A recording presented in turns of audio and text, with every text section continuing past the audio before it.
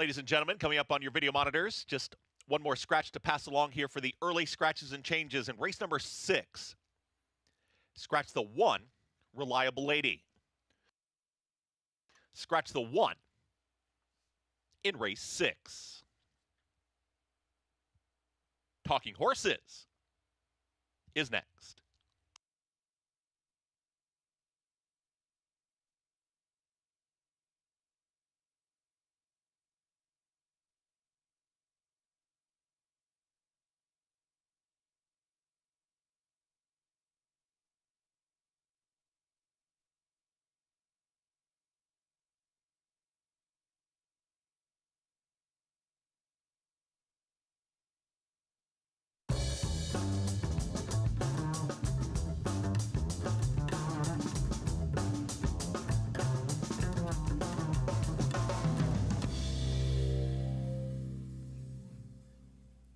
Good morning, everybody. Welcome to the Sunday edition of Talking Horses, the day after Cigar Mile being run right here at Aqueduct for the final time.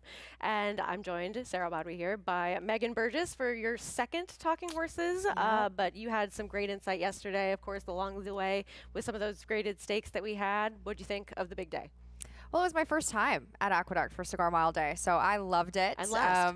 And yeah, I know, it was the last one. I kind of felt like, oh, but at the same time, you know, I've grown up watching Aqueduct, and to be here on such a special day, it just kind of, it felt special. There was an energy in the paddock. Just everybody was so kind, just meeting people, faces to names as far as the owners are concerned.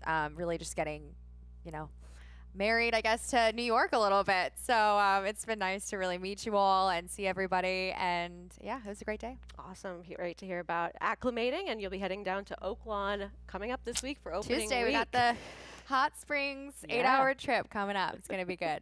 Yeah. You will be everywhere, so excited to see what you have to offer down there and how that meet goes. But we'll start with today's card. We have 8 races lined up for today featuring the Grade 3 Comely, and you can bet all the racing action if you head on over to NYRA Bets. Get your $200 deposit match sign-up bonus by heading over to NYRABets.com, promo code BONUS200, or scan that QR code right there. My main squeeze, it's what she would want. We also have a $15 bonus, bet $75 each on Aqueduct and Laurel. You get that $15 bonus only if you opt in over at NYRABets.com. And today's show, Laurel will be on today's show. So there you go. We have FS1 12:30 to 1 o'clock. FS2 1 o'clock to 4:30. You will be braving the cold yet again for the early portion of the show. So Yeah, props it wasn't to you too for bad that. yesterday. If you saw the fur that I was wearing, it was warm. I'm sure. We got to stay warm out there in the paddock, as everybody here that ends up reporting it does know. And thankfully, I think my lucky stars that I've had limited experience with trying to brave love the it out cold. there. It's fun. Yeah, we'll start with race 1 here, as we do have the maiden claimers, the 2-year-olds going a mile, and what is looking like an extremely wide open race. You've gone to Natural Shooter for Melanie Giddings, a horse who is 5-1 on the morning line, at least has some dirt experience, at least a couple of tries over the surface. Yeah, I thought, you know, wide open group. Everybody's making a class drop in here. And a lot of them, I mean, you're going from maiden, you're either $75,000 tag, maiden special to maiden 35. And there's 2 in here for Todd Pletcher, who I'm not in love with. I don't necessarily trust them. So yeah, the number 3 was enticing to me. Obviously has proven dirt form, which is something many horses in here do not. First time on the fast main track at this mile distance, a Cofield best figure, and to me will offer great value. I mean, 10-1 right now. I think that will lower obviously as we get closer to things, but 2 back here, career best there. That 51 Beyer speed figure ran on late, finishing ahead of 2 next out winners, including Mr. Brownstown there and French Knight. And I think that to me, a Munnings pedigree out of a Tappet mare, the propensity to be able to take back to the main track, I found it interesting. Yeah, this one seems certainly quite logical. I have in the mix as well. I did go towards the inside with a horse who is stretching out in distance, and that's Big Brooklyn, who is taking some of that early money off of that morning line. This one was in on the dirt for the first time and did show some early speed at the $50,000 claiming level in State Bred Company. And I liked that race quite a bit more than the second start, but I will say some difficulties at the start. Maybe didn't get the same forward position that this horse would appreciate. And so I'm hoping that with the stretch out and distance, this horse has more opportunity, as well as the drop in class, to find more of a rhythm, get into position, especially with that inside draw. I like that this horse was at one time capable of showing sprint speed, and it's just that murky kind of race where we don't really know what we're going to get from some of these horses as they either try a fast main track for the first time or the main track at all for the first time. Yeah, I agree. I have Big Brooklyn there in second. Honestly, by Big Brown, bit better dirt route versus sprinting. So I do like the stretch out for him. But you're right. I mean, bumped hard at the break between horses, and then last time out, and then he settled, drop back rear pack along the rail. Was able to save a bit of ground, but it was a bit of a slower pace. Improved in figure. Where's Your Boom came back from this race to also improve his speed figure there. And I thought he was extremely logical, obviously taking money at 12-1 morning line now. 4-1 from what it looks like. So definitely live there for the Carlos Martin barn, but he's faced better he's faced better, obviously, like many in here do, coming in the class drop. Definitely. And you have what is, I find it to be quite a juicy stat if you want a price to throw in the mix towards the outside with Magnum's Macro Burst for Dave Donk. Yeah, I got excited. I texted her a picture. I was like, look at this, Sarah. We are the only nerds that are like, ooh, excited. Yeah, no, when you get excited about yeah. But anyway, as far as David Donk, 50%, when dropping by 50% in tag, this horse has been offered for maiden $75,000 the last couple of tries. All maidens past 5 years, he's 2 for 5, 40% overall, and 4 of 5 have hit the board. $12.44, $2 ROI, and an average payout of over $30. I think that's It's worth 16-1. It's worth taking a try. And I thought it was interesting on a horse that I think is going to have a huge price discrepancy when you look at the horse directly to his inside. And Bellamy, he's run faster figures than that horse. You're going to get, double, even perhaps more than double your price with Magnum's Macro Burst. And obviously, I do think he has a bit more of a turf pedigree. I thought, why not try him here at a big price and a group where there's a lot of mystery? I agree completely. It's worth looking towards somebody who either that they can handle the surface or they are that bit of an unknown as we move on to the second race, where not too many scratches on the card today, but this race certainly impacted by them with your bookenders coming out. In here, you scratch into a horse on top in the number 3, Sociably Johnny, and I wanted to show the entire race for him as well as Whiskey Runner, 2 horses that do come out of a common race, because I felt as though Sociably Johnny did a little bit more running in this spot than Whiskey Runner, and just also showed some more greenness early on that could then improve coming into this next start. Yeah, he certainly seemed like a horse that I think will benefit from that first start. And while he is technically upticking in terms of tag, I don't think it's necessarily that big of a jump as far as the maiden 30 now to that $50,000 tag here. Exactly. Ran green early. He kind of hopped in his stride a bit, really kind of picked up his legs. Raced wide, though, making up some ground, settled a bit, and had to do some work. This was back on, 11:21. Wore a shadow roll that day. And listen, Solomini, his sire, does well with his dirt sprinters. He's a half to multiple siblings who won sprinting on dirt. And I will say, the Ryan Barn, Bookham Dano, connections here, Atlantic 6 Racing involved with him. He's won for his last 34 with his 2-year-olds. So he's not exactly a barn that cranks them up and wins those 2-year-old affairs. But I think that he has room to improve off of his debut. And I think that a stat like that is certainly important to look at. But when you look around at the rest of this field, to me, it just ends up being something that I keep in mind moving forwards, but I might be more willing to excuse than if this was perhaps the Remsen. But I thought that Whiskey Runner just had a much better trip than Sociably Johnny and didn't really do as much making up of ground in that spot. So we'll see if we get that improvement from Sociably Johnny. I like him a little bit more than Whiskey Runner coming out of that race. But I went to a horse who is stepping up slightly in class as well with the number 4, Always Honest, who I see that you have in second, who at least showed some speed first time out for this barn that I think can kind of be a little bit sneaky at times, and I thought that this horse didn't have the best of starts in that spot. We've seen this barn strike with some prices. Toxic Girl recently for Jose Jimenez, as well as RT Racing Stable. Joel Rosario slated to ride this one. So I thought that this horse now getting in against Straight Bred Company, it might not be that much of a vertical move in terms of class, and I just thought that this could be the kind of race where a horse ends up showing that early position and ends up being good enough to last. Yeah, absolutely. Gets the freshening, first time gelding, which is to me, I love the first time gelding angle, especially with horses that are earlier on in their career, these 2-year-olds. He was recently gelded, and he's a horse that I think has room to improve off of that. I agree with you as far as looking at his early speed, gets a huge rider upgrade, obviously, to Joel Rosario here at second asking, and I think he ran deceptively well at Monmouth. considering the break, he kind of rushed up for speed, ultimately getting tired, which is fair. It was his first time out, and he's one that while the winner didn't win in his next start, he did win an allowance the start after at Penn with a 67 Beyer. So decent fields there. Was in for 40, so a similar tag. And Sire, strong 2-year-old numbers. Honest Mischief, I mean, swept the 2-year-old New York Sire Stakes last year. Had one the other day. Had one the other day. But yeah, I like him here at a price. The Jimenez Barn 2-year-olds and maiden claimers past 5 years, he is just 2 for 34, but 11 in the money.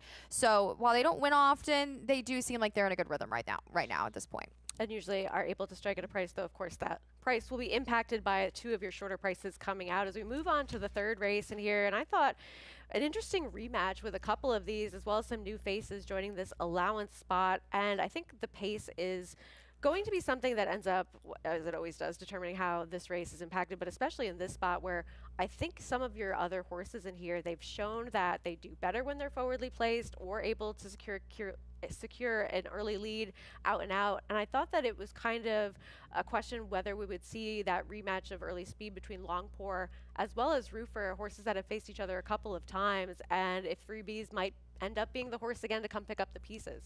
Yeah, that's where I went in this race. I think the dynamics certainly look to be more of a closer's game as we take a look at that last race where, listen, I think that I've got a thing for Longpour. I liked him when he debuted at Saratoga when he was at 9-1 that day, and obviously he's taken money off of that.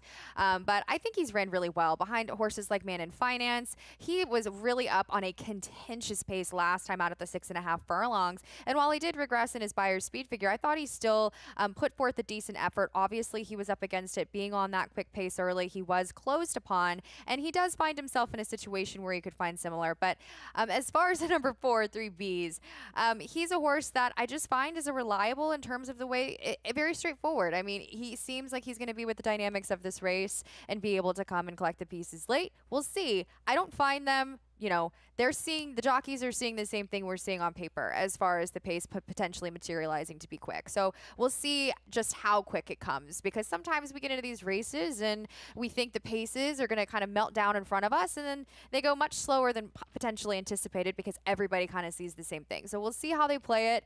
I do find it to be potentially a closer's race again in here, but we'll see how the dynamics fare.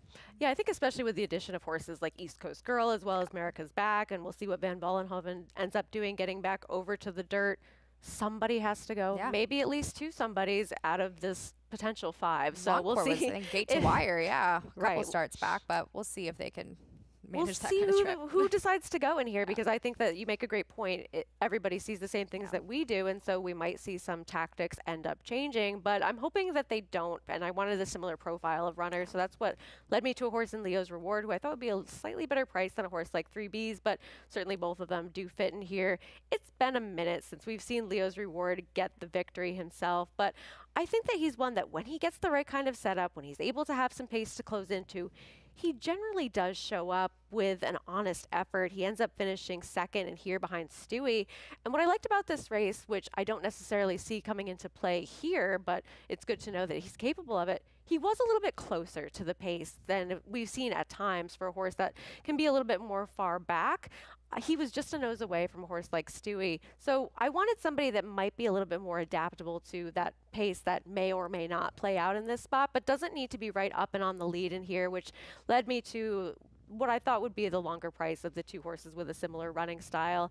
We do have Very Funny coming back as well for the Bill Morey barn, a horse that might fit a similar profile and would want things to heat up a little bit on the front end. We haven't seen him in quite some time, but we're taking a look at a race which was his last effort, where he does finish 3rd. I thought that this was a day where you wanted to be more towards the inside. I thought the rail was playing a little bit stronger this day. Brajul ends up getting the win, a horse who was able to save ground and angle out and ultimately go by Nunzio. But I thought that he was leaving the racetrack in good form. We'll see if he comes back in that same kind of form and gets the right kind of trip. Yeah, I used him here as well. I have a world of respect for Bill Morey, who I think is a real underrated trainer here in New York. Small sample size, he's done well so far this meet. Last time out, he took a big step up in class off of a $15,000 claiming event that he won, obviously, there. But does so again off of the layoff. And overall, as far as I agree with you, his dynamics match this race. I liked him last time out. That was a solid race.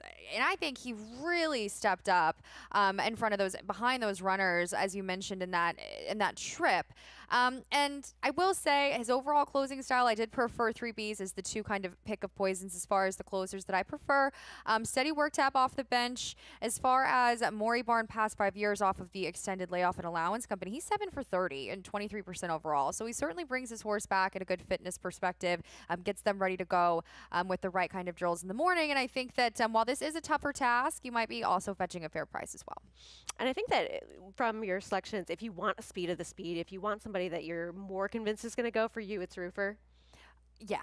Yeah. I think Longpour has the speed and the propensity to obviously get up there. I think that it's gonna be the call when they ride this race. I think that Longpour could be one that's just sent for, but at the same time they got into a duel on the front end the last time they met each other, and they both obviously kind of canceled each other out in a way, where Roofer was the one that was able to hang on. And I thought that of the two, he did run better last time out. He was able to be kind of the last one standing of the two speeds that day, and that's why I preferred him over Longpour. I still have a great affinity for Longpour. We'll see if perhaps maybe he can show a new dimension, maybe rating this time, settling a bit off of perhaps Roofer, who breaks more towards the outside, getting that position there, and we'll see how they play it. But I did prefer him just based off that last race, but I also think Longpour has a bit of upside too to potentially show a new dimension. We'll see if anybody decides to change tactics there in the third race as we move on to race 4, where we did see a scratch of one of the first-time starters towards the outside with She's Bankable. This for the 2-year-old fillies, the New York Breds, a maiden claiming tag of $50,000 sprinting. And you've gone to a horse that I know you scratched into sort of reluctantly with Power of Women, a great name, but this one dropping in class where the first race figure showed some speed, did not have much stamina first time out, always can give that an excuse, and now gets that drop in class. Yeah, absolutely, for the Charlie Baker barn, and attracts Joel Rosario back. And when Joel calls upon, or Charlie Baker calls upon Joel, it's usually a good sign. I know he took over from Sahin Zavachi last time that he ran on debut there. And as you mentioned it, I forgive horses that are able to show a little bit of speed, get tired. It was a really good race. Hot Currency dominated there, came back to run a strong performance yesterday in that New York Sire Series Stakes, the Fifth Avenue division, where she ran a great race. Magic in My Eyes came out of that race to win. A stronger group there of state-bred foes, and I think that she fits here in this group, and one that, 3 for, I believe the Baker barn's like 3 for the last 12 here in New York. He's doing pretty well right now. And I find that the experience, especially in a field of unknowns, some first-time starters in this group, I kind of liked her being able to get that start in and show a little bit of speed, and hopefully blinkers come on. Maybe she'll be able to sharpen up and carry that forward.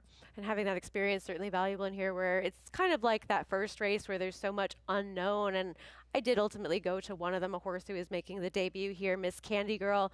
I wanted to show the work back in April. This one, hip 157 at OBS April, worked at the same time as a horse like She's Bankable, who did end up scratching in here. You're more of a physical assessor than I am. Did you have any thoughts about this work? I liked the work in general. I think that she sold well, 10-1, same as the 9. Worked this worked this bullet. She sold for $60,000, and yeah, I mean, it wasn't really rushed upon. They weren't like really hustling her. Sometimes when you watch these OBS works, they are really getting after them because, and just the marketplace, they really want to see that certain type of time. It's kind of unforgiving in a way a little bit, and they really kind of hustle on him. But I think that the horse traveled well. I love the pedigree. I liked this horse as well here. But in terms of the trainer, I used this horse third. Is just as far. I like to see John Kimmel's horses get a start underneath their belts, but there were some things to like. Yeah, 2-year-old first-time starters on the dirt. He does have good percentages, but the ROI is $1.65. So generally, if they're alive, they do get bet. So it will be interesting to see how the tote does play for this one, if this one ends up taking any money or not. I thought the work was decent, and I saw the same things that you did of not being asked too much for that kind of speed and performance. It just seems like this one might be well spotted in what is relatively a field of unknowns in here.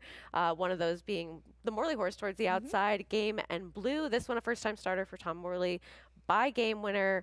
Shows some okay works in the morning and seems to be training well for this debut, but not necessarily connections that are known to fire first time out. Yeah, but he's just been doing so well lately. I mean, 30% this meet, 7 for 23, and you're right. I mean, like I said with John Kimmel, he's a barn that I like to see him get a start underneath their belt. They get better as they get experience racing, but this Actually, I liked the pedigree. I mean, obviously by game winner, not the strongest 2-year-old numbers. They do fare a little bit better with some ground. Not typically as strong on debut. I believe only 2 for 69 with those game winner to first-time starters. But the dam was an accomplished dirt sprinter. Bluegrass flag also trained by Tom Morley, who was 3 for 14. New York bred stakes winner sprinting. So there's some pedigree to lean on. I like what I'm seeing from the works. And despite maybe, I think sometimes when we're looking at stats or looking at something, a piece of paper or a number, it maybe fades the individual and could be the right individual for this particular group. Potentially, and if you want somebody that is that first-time starter that does have trainer stats that speak to more of a profit in terms of the situation at hand, 2-year-old first-time starters, dirt sprints, John Ortiz with the 7, who did have that win yesterday in the New York Stallion Series, the Fifth Avenue division with Braver Than You Believe. Admiral Soul, he's 17%, 32% in the money, but a $2.85 ROI. So profit for that, even though it is one of the lower percentages with a much bigger sample size than what we see from a couple of these. But Megan and I will take a quick break. We'll be back with the last 4. You bet with Naira Bets. Bet any track, anywhere, anytime. Download the Naira Bets app to play today and get a $200 deposit bonus. Watch live horse racing. Get expert picks. Boost your bankroll with weekly promotions and hone your handicapping skills with exclusive tips and tutorials. Download the Naira Bets app now. Sign up now to claim your $200 deposit match bonus. You bet with Naira Bets.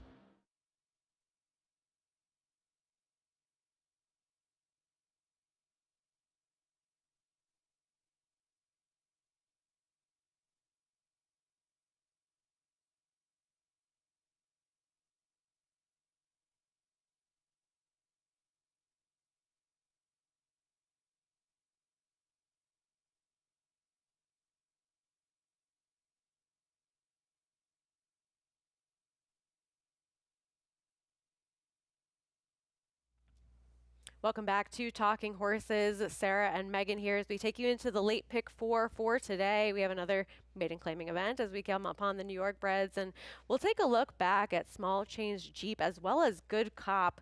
Good Cop ended up finishing 3rd in this spot with Small Change Jeep finishing 2nd. Good Cop likely to be a shorter price than the 2 horses inside for James Ryerson and Manny Franco, but I thought they ran similarly. I like that Good Cop has shown more speed in the past. Absolutely. That's why I liked him in this spot as well. And, you know, on paper, I don't find there's much speed in this race. Well, I think that especially going this mile route of ground, I want to see somebody be able to get up front. And obviously, you're going to have to kind of swallow a short price on the number 6, Good Cop. But he's the one I wanted to take in this group. He's one that, while claiming from Todd Pletcher, as Linda Rice did last time out, is not always the easiest. She's the one that I want if somebody's going to do it. And while she doesn't have the best of numbers as far as her overall maidens off the claim, I just really like the speed, as I mentioned, 2 back, the way she ran that race, beating the likes of Lucky Dragon, who also reappears in this spot. Believe Kendrick will have her forward and aggressive. I don't think that he's going to sit back and let things figure out. I think she's going to be able to use that early speed. I like the pedigree, and didn't have the best trip last time as she broke a bit off.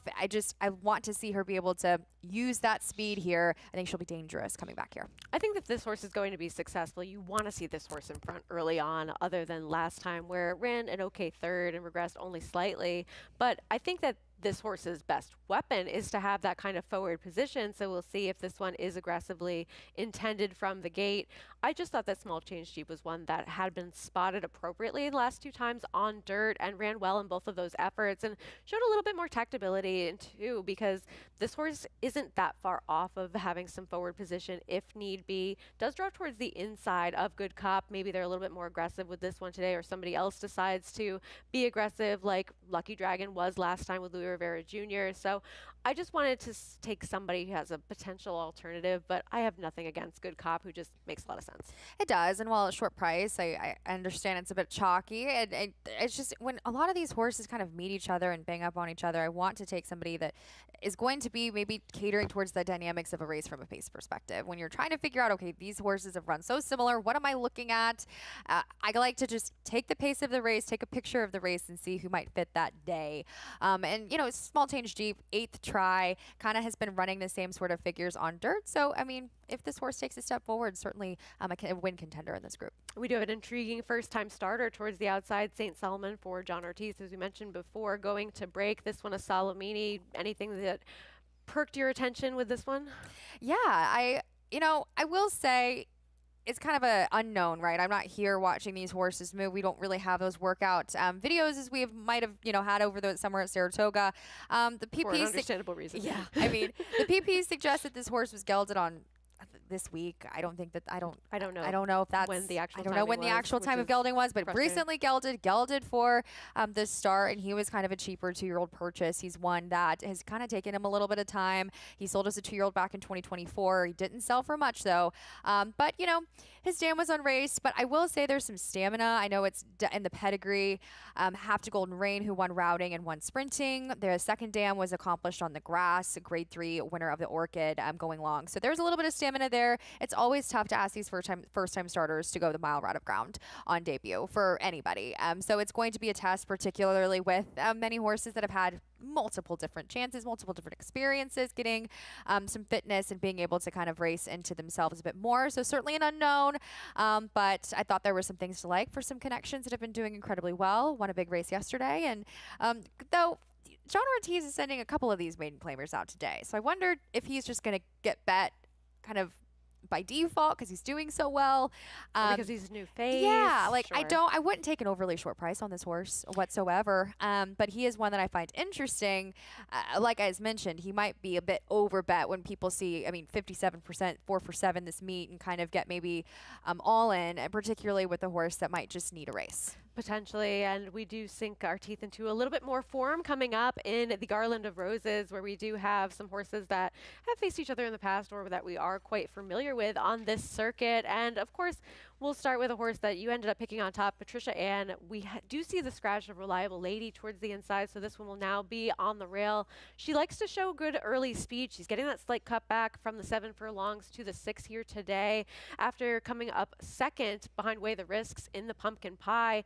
I expect her to be forward. I think she's shown that she doesn't necessarily need the lead to run well, but we have seen her be more successful when she's able to establish the front. Yeah, exactly. And she breaks from the inside. Kendrick back aboard here, his second time doing so. Had her in more forward position last time out, which I really liked to see from her. I feel like she might be more conservatively managed. That may have been negating what she's really wanted to do. I like this horse a lot. I think that she just always shows up. Scratcher turf race, obviously 3 back here where she just didn't want any part of that, but she's just really cool to me. One that's been kind of, to me, a bit softer of a landing here. Weigh the Risks is a really nice type. She just fits lovely in this group, and I thought that you could fetch a fair price. I know Carlos Martin Barn is kind of trying to get a little warm, trying to kind of warm to the task a little bit, looking for their first win, trying to do so in a stakes is certainly not easy, but I think that her as an individual, she fit here. I did want to take a shot. I feel like this race kind of depends what your opinion on the number 6 is with the Angels and some of those shorter priced horses that you're willing to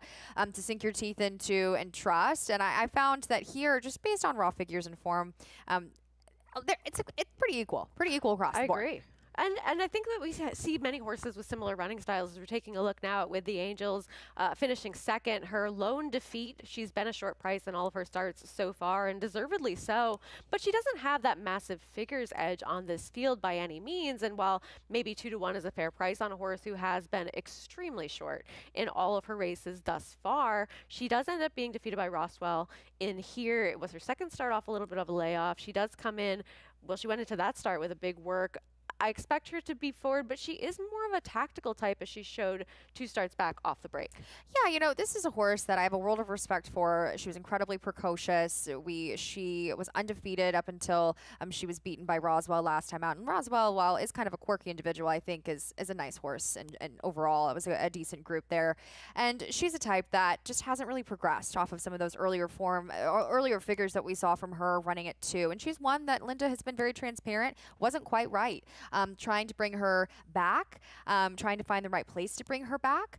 She was incredibly professional as a 2-year-old. Linda's always held her in a high regard. But as far as kind of spacing her out, she just ran on November the 28th. So we'll see if she can come back and be able to build and maybe return, particularly with kind of the quicker turnaround is something that I found, especially with the horse that they're kind of trying, articulate in the way they manage it and really kind of put her in the right spots. I trust Linda, but at the same time, that was a little bit of a concern for me. She's more than capable of winning against this group, but I think that she's going to be a really short price, and I found that she could be a bit vulnerable in this spot. Yeah, I think that the price is why it's interesting to shop around for somebody else, and I agree with you completely. Linda Rice, I generally trust her when she brings horses back off short rest overall, more so than others, because she does have good numbers doing so. But speaking of prices, I went to How Could I Resist Sunday Girl on a Sunday after Sunday Boy closed out yesterday. Maybe we'll see a little bit of a kismet happening here in the Garland of Roses with Sunday Girl, who I think that she needs the lead to be her most effective, and I don't necessarily see her getting the lead in here. But I do like that we have seen from her, she doesn't necessarily need the lead to win. And so that's something that we have seen from a couple of these where she's shown that she can be in that stalking position and still get the victory. I thought that she was just wide last time out in that New York Stallion Series Stakes. I thought she ran well, finishing 4th behind some hard knockers in Sterling Silver, Stonewall Star, My Main Squeeze in that Iroquois after being forward in there. Sahin Savachi will be aboard in here today. She has races that make her a winner in here. She has some races that don't have her hit the board in here, but that's kind of the flavor of this race overall, where you do have a pretty evenly matched group. You do. It's one that, it's a price shopping type race, I think, and one that I agree with you kind of early on as far as establishing the pace. I think that's also going to be key on who can establish that early position going forward and what the pace materializes here, particularly going the 6 furlongs. And neither of us really considering this one a win contender was We Get to Hold Your Breath, a horse who is coming in from out of town, who cut back, tried the dirt, sprinting for the first time last time out, ended up winning by open lengths over at Parks. This is a number that, if she's able to replicate it, would hold up here. I just sort of wonder if we're going to see it again against this level of competition. Exactly. She kind of reads like a one number horse at this point. I want to see her do it again before I bet her back. But underneath it, when you're forming those multi-race sequences, especially at the likely price that she'll be, gets Joelle Rosario for the first time, certain upgrade there than what she's been aboard in the Mid-Atlantic circuit. And she's one that was impressive last time out. I mean, she's certainly earned the opportunity to be in this race. But as I mentioned, I want to see her kind of do it again. And I think that the trip was so straightforward. She's certainly not going to get things the same way in this group. I agree with you there. Could end up impacting the results of this race. Is I guess the main player that we haven't discussed yet is Tricky Temper, who does switch back over to the dirt. You can completely draw a line through that last race up at Woodbine. She just did not get any position whatsoever in there. Was always far back. That is not how she likes to run. I thought that she ran well at a huge price behind Galena Rush over at Presque Isle Downs, and we know that she certainly has capable dirt form in here. I just sort of wanted to go in a different direction at what I thought would be one of the shorter prices, but she can absolutely win. Yeah, I agree with you 110%. She's an absolute win contender. Just looking back to her Johnstone where she was behind My Main Squeeze that she was never going to catch that day. My Main Squeeze, incredibly talented, graded stakes type, but one that is more than capable on her better days. And I think her recent dirt form over the summer really encouraged me in this spot, getting back to what she wants to do. I like her. Probably a touch longer. The 6 furlongs could be a little sharp for her. We'll see how she's able to handle that. She's certainly, she's a New York Bred Stakes winner, she's won multiple times going the 6 furlongs, but I think that she fits here. She's going to take money, but at the same time, I think we could see a little bit of some equilibrium. I don't know if anyone's going to be too short. I know With the Angels is going to be short, but I think that among the upper echelon of this group, you could kind of see some evenly matched prices. We'll get a little Flavian Pratt money for With the Angels. Yeah, that could end up being the factors. We get over to our graded stakes action, the Grade 3 Cumley going 1 mile and 1/8 for those 3-year-old fillies. We do have Ruth coming out of this spot. And Megan, I don't know about you, but I danced around this race for longer than I should have because I don't love picking horses on top that are favored on the morning line when there are some intriguing alternatives. And then I just argued with myself that it can't be that easy as Fully Subscribed, but maybe it just is a horse who is still lightly raced, ended up winning that Mother Goose last time out, at this 1.125 distance, came from a little bit off the pace over Drexel Hill, who ended up finishing second in the Kentucky Oaks. I'm a big Drexel Hill fan. I picked her in this spot. She came up a little bit short off of the bench, but Fully Subscribed has been moving in the right direction for Chad Brown. I like the progressive improvement for a horse as they've gone from the 7 furlongs to the mile to 2 tries at the 1.125. And taking this graded stakes at the distance I thought was very key for her. If she can replicate this race or her one even prior to that, I just didn't want to take a big shot with somebody doing something new who had similar numbers. Totally understand. While I do see that I've used her third, she's a win contender. She's the horse that this race kind of runs through.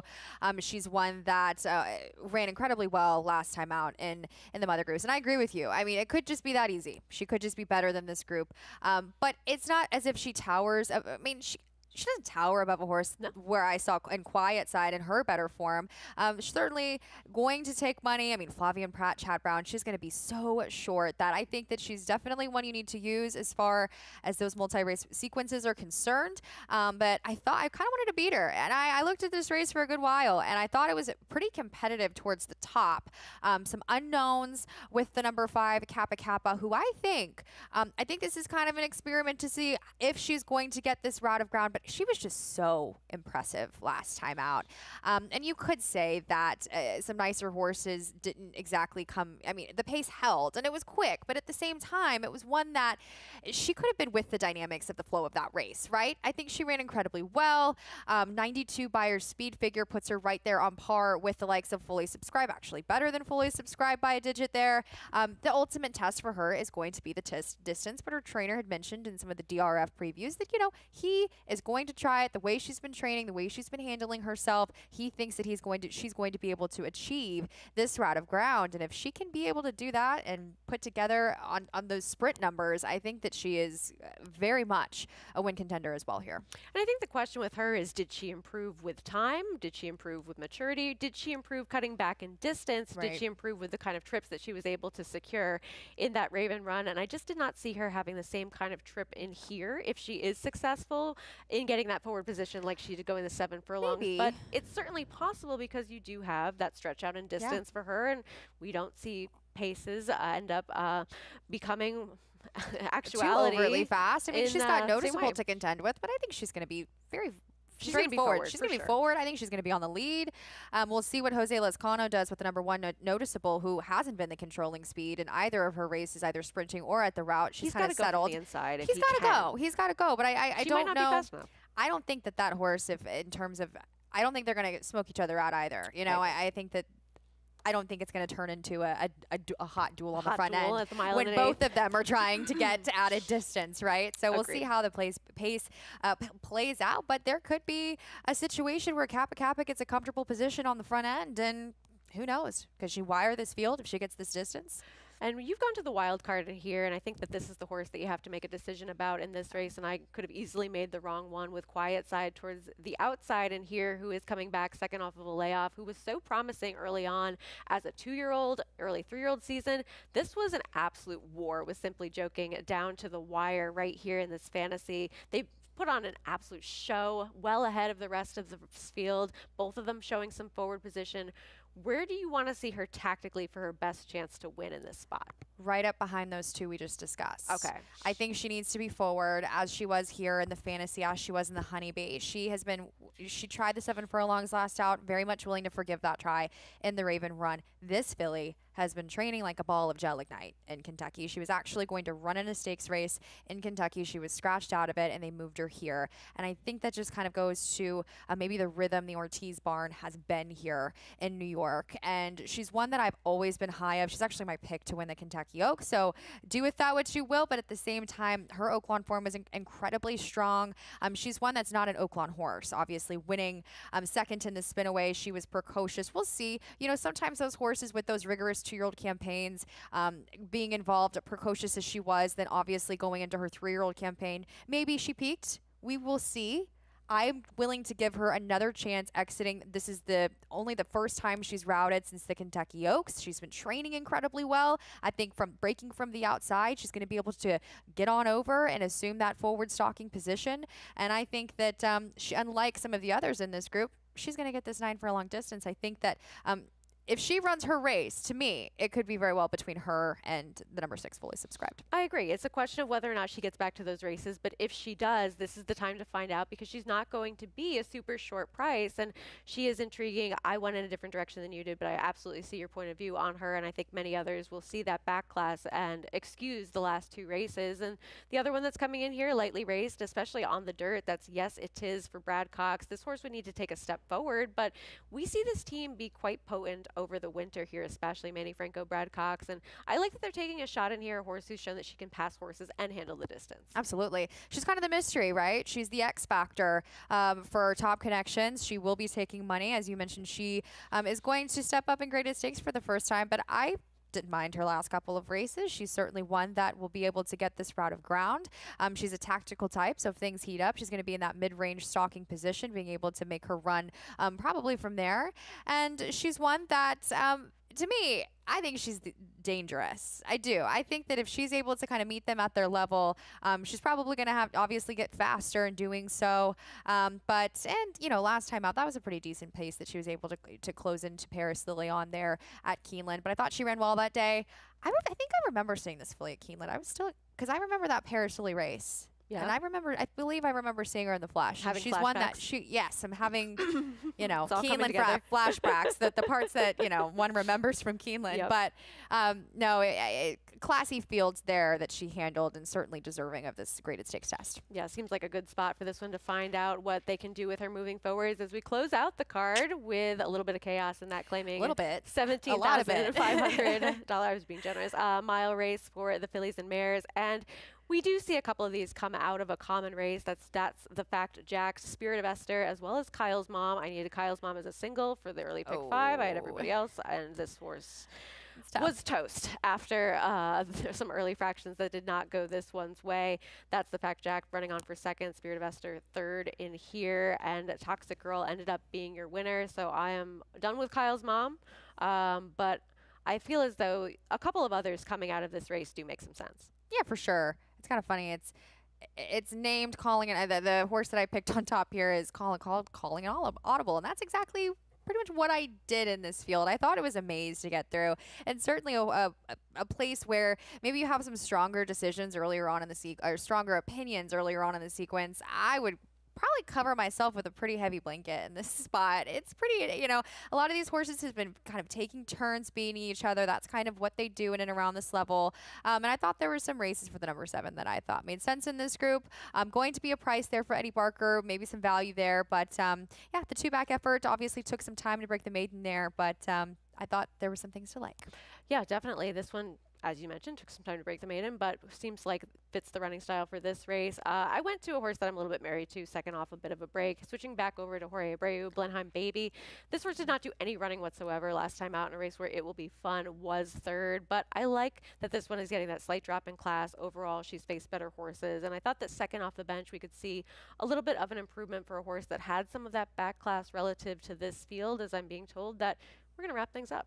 So I think that we had too much fun. I know. We just had a great time. Time flies when you're having fun. It Will Be Fun. Will be favored in here in all likelihood with Flavian Pratt aboard, but it's a wide open last race as you're going to head on over to Naira Bets to bet all of the action coming up today and in the future. You can head on over to NairaBets.com, get that $200 sign up bonus with bonus code 200, bonus 200.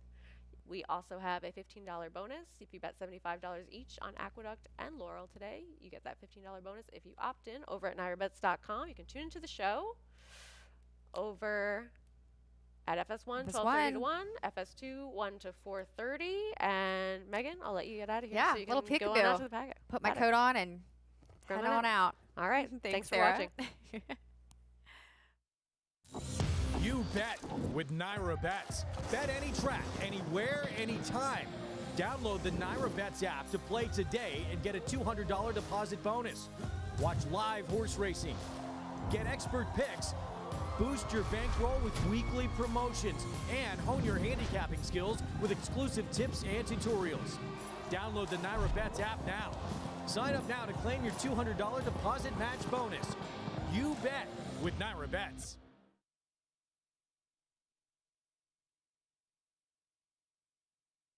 Hello, ladies and gentlemen, and welcome to Aqueduct. At this time, we ask that you please rise Remove your caps as we honor America with the playing of the national anthem.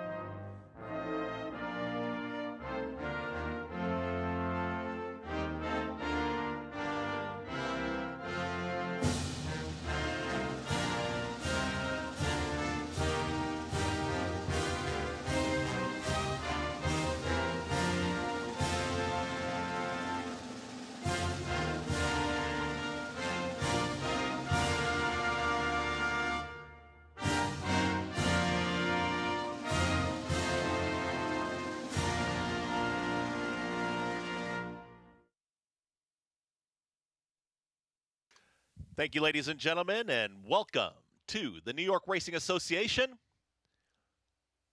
and live racing at Aqueduct.